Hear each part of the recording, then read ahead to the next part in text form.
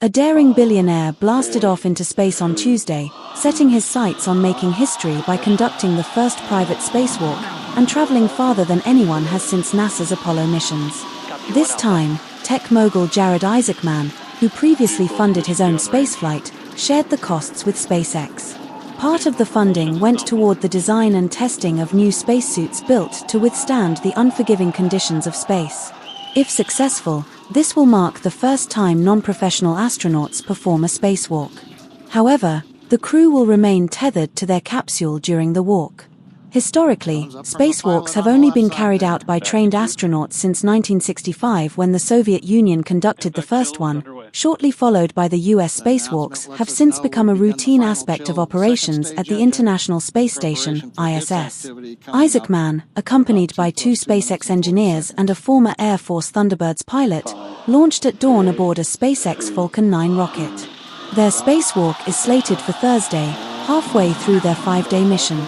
The crew's primary goal is to reach an altitude of 870 miles, 1,400 kilometers, surpassing the previous Earth orbit record set during NASA's Project Gemini in 1966. Only the Apollo astronauts who journeyed to the moon have traveled farther.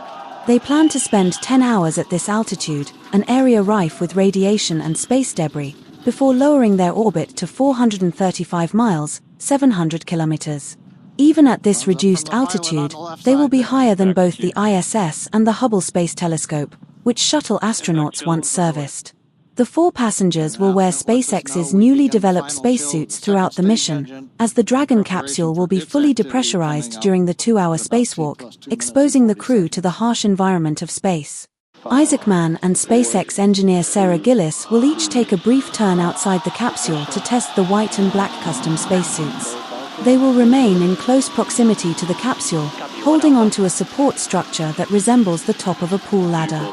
Unlike NASA's spacewalkers, they won't be floating freely or using jetpacks, features reserved for emergencies at the ISS.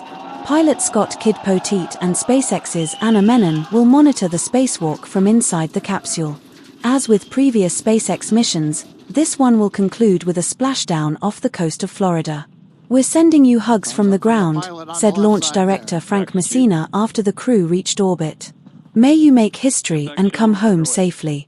Isaacman replied, "We wouldn't be on this journey without all 14,000 of you back at SpaceX and everyone cheering us on." In a pre-flight press conference, Isaacman, CEO of Shift4, a payment processing company, declined to disclose the amount he contributed to the mission's costs, saying, "Not a chance."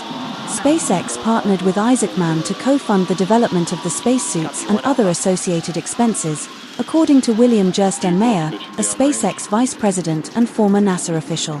"We're really pushing the boundaries with the private sector," Gerstenmaier added.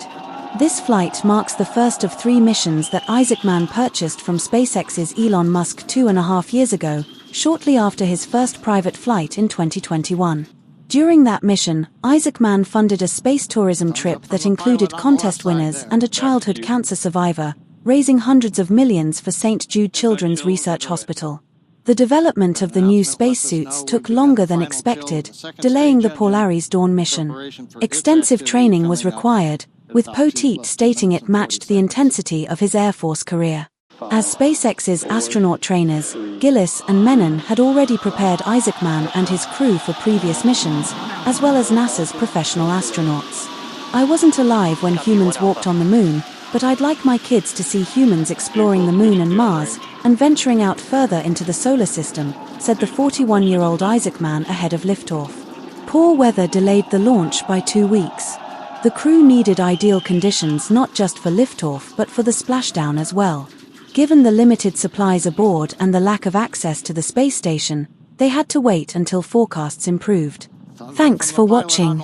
Like, comment and subscribe for more updates.